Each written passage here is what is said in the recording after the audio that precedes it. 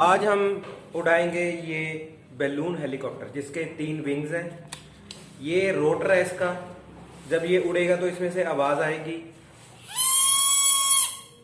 और ये हमारा बैलून है जो इसको पावर देगा। तो सबसे पहले हम ये रोटर है जो हमारे पास, इसके विंग्स अटैच करेंगे।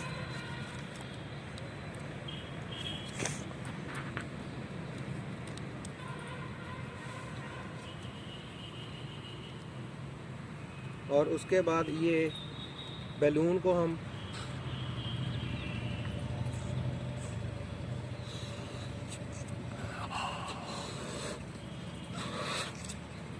फिर हम इसके ऊपर बैलून लगाएंगे और ये कैसे फ्लो करेगा वो